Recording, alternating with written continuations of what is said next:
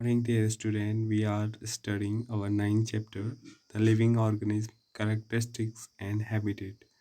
और इसका first part हम देख चुके हैं. In activity first, we will discuss that in a forest how many different types of plant and animal present, जिनको हमने टेबल 9.1 में क्या किया था, ऐड किया था. इसी को आगे कैरी करते हैं. Try and include many plant and animals and object big to small in each of the column in this table.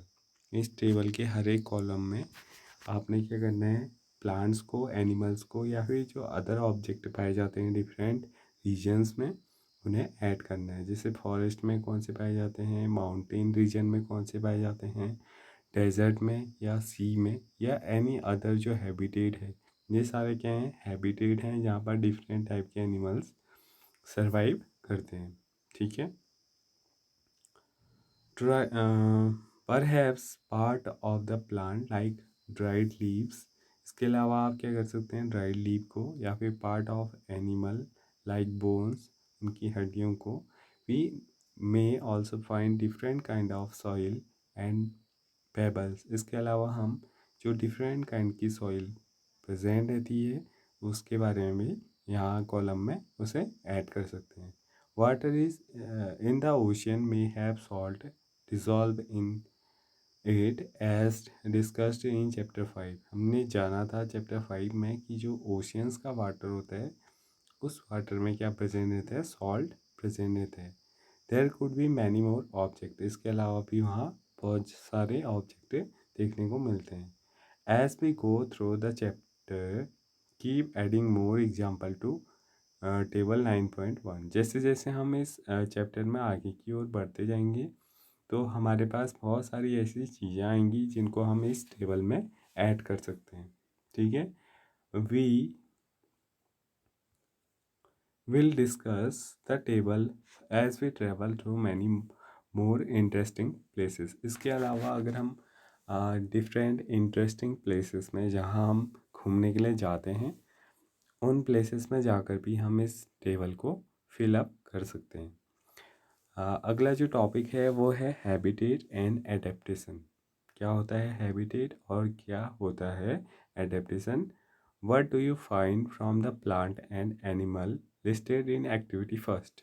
आपने जो प्लांट और एनिमल को लिस्ट किया था या उनकी लिस्ट बनाई थी आपने एक्टिविटी फर्स्ट में, उससे आपको क्या मिला. Did you find large variety in them. आपको ये पता चलेगा कि जो प्लांट्स की वेराइटी हैं वो काफ़ी ज़्यादा लार्ज अमाउंट में है. क्या यानी कि उनके नंबर्स या फिर उनके शेप या उनका स्ट्रक्चर क्या है वो अलग अलग टाइप का हमें देखने को मिलता है. इसके अलावा अगर हम एनिमल्स देखें तो एनिमल्स भी हमें स्मॉल से लेकर लार्ज टाइप के अलग अलग वेराइटीज़ ऑफ एनिमल देखने को मिलते हैं. Look at what you have entered in the column for the desert and the column for C in table 9.1. Did you list very different kind of organism in these two columns. आपको क्या दिखेगा, जो आप desert वाला column भरोगे और जो oceans का column भरोगे तो वहाँ पर आपको क्या दिखेंगे, बहुत ज़्यादा वैराइटीज़ देखने को मिलेगी. क्योंकि क्या होता है, अगर हम बात करें डेजर्ट की तो डेजर्ट में जो इन्वायरमेंट होता है वो काफ़ी ज़्यादा क्या होता है, हॉट होता है.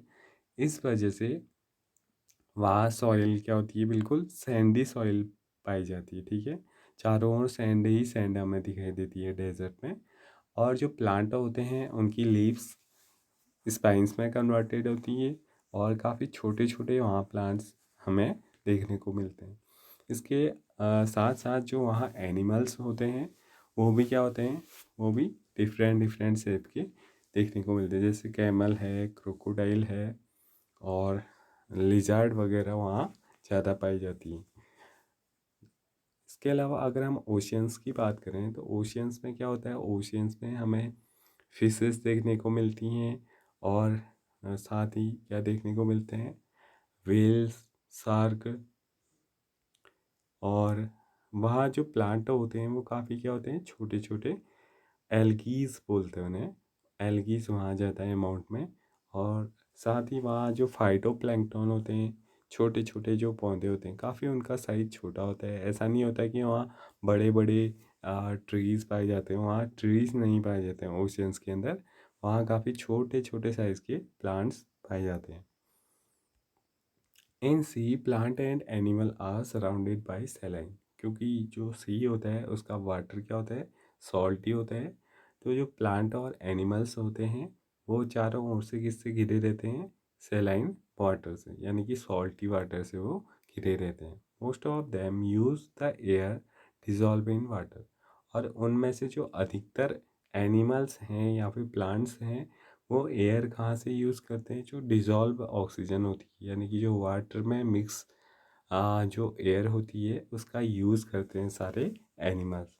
There is very little water available in desert. इसके अलावा जब हम डेजर्ट की बात करते हैं तो डेजर्ट में क्या होता है, बहुत कम अमाउंट में वाटर प्रेजेंट रहता है। It is very hot in the day time and very cold at the night in the desert. अगर हम एक डेजर्ट की बात करें, जैसे इंडिया में कौन सा डेजर्ट पाए जाते हैं, रेगिस्तान में थार मरुस्थल है इंडिया का, थार डेजर्ट। और इसके अलावा भी और बहुत सारे डेजर्ट इस वर्ल्ड में पाए जाते हैं, जैसे सहारा डेजर्ट। तो वहाँ पर क्या होता है, वहाँ पर जो डे टाइम होता है वो काफ़ी हॉट होता है, यानी कि बहुत ज़्यादा गर्मी होती है। और नाइट के टाइम में वहाँ का जो इन्वायरमेंट होता है वो काफ़ी कोल्ड हो जाता है। ठीक है।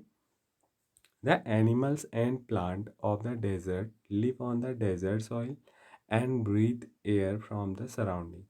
वहाँ के जो प्लांट होते हैं वो सॉइल में ग्रो होते हैं, और वो प्लांट या फिर एनिमल्स जो वहाँ प्रेजेंट रहते हैं वो एयर से अपनी सराउंडिंग से लेते हैं।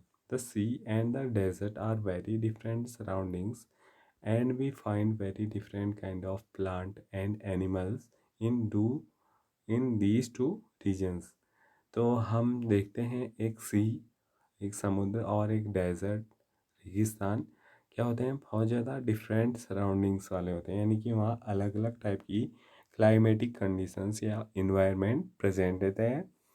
और यहाँ पर हमें डिफरेंट काइंड्स के प्लांट्स देखने को मिलते हैं। अगर हम बात करें डेजर्ट की तो वहाँ पर स्पाइनी प्लांट्स ज़्यादा पाए जाते हैं, और सी में क्या होता है, बिल्कुल स्मॉल साइज के एल्गीज, फाइटोप्लैंक्टन्स, जू प्लैंक्टन्स और लाइकेंस वगैरह ज़्यादा प्रेजेंट रहते हैं।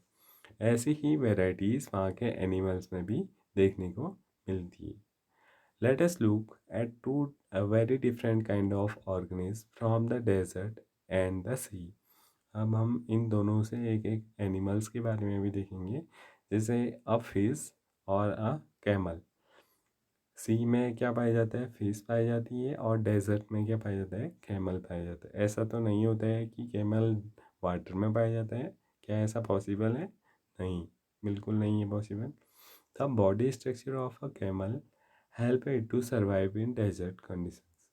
जो कैमल है उसका जो बॉडी स्ट्रक्चर है वो उसे क्या करते हैं, हेल्प करता है कि वो कैसे सरवाइव करे, कैसे वो जीवित रहे डेजर्ट की कंडीशंस में, क्योंकि वहाँ डे के टाइम में काफ़ी हॉट इन्वायरमेंट रहता है और नाइट के टाइम में वो क्या हो जाता है, कोल्ड हो जाता है। तो उसकी बॉडी का ऐसा स्ट्रक्चर होता है कि वो अपने को जो उसकी बॉडी होती है वो उसको हेल्प करती है उस कंडीशन में सरवाइव करने के लिए। Camel have long legs which help to keep their body away from the heat of the sand. उनकी जो टांगें होती हैं, लेग्स जो होते हैं वो काफ़ी उनके लंबे होते हैं, और उनकी बॉडीज़ को वो उस गर्मी से, सैंड से निकलने वाली गर्मी से बचाए रखते हैं, क्योंकि उसकी बॉडी काफ़ी हाइट में होती है। They excrete small amount of urine, और वो यूरिन की काफ़ी कम अमाउंट में उसे एक्सक्रिएट करते हैं, अपनी बॉडी से बाहर निकालते हैं। Their dung is dry and they do not sweat, और उनको कभी भी पसीना नहीं होता है। जो कैमल होते हैं उन्हें कभी भी पसीना नहीं होता है। ठीक है। Since camel lose very little water from their bodies, क्योंकि वहाँ पानी की काफ़ी ज़्यादा कमी है, और उसकी बॉडी में क्या होता है, स्वेट भी नहीं होता है उसे, और उसका जो डंग होता है, गोबर, वो क्या होता है, बिल्कुल ड्राई होता है। ठीक है। तो उसकी बॉडी से वाटर की का लॉस बहुत ही कम अमाउंट में होता है। They can live for many days without water, और वो बहुत दिनों तक, काफ़ी दिनों तक, 4 से 5 दिनों तक वो बिना पानी के भी रह सकते हैं। ठीक है। तो इस प्रकार से कैमल अपने आप को क्या करते हैं, फिट बनाते हैं। उनकी बॉडी उन्हें हेल्प करती है सरवाइव करने में डेजर्ट की कंडीशंस में। तो आज का लेक्चर यहीं पर कंप्लीट होता है। इससे आगे हम नेक्स्ट वीडियो में देखेंगे। Thank you.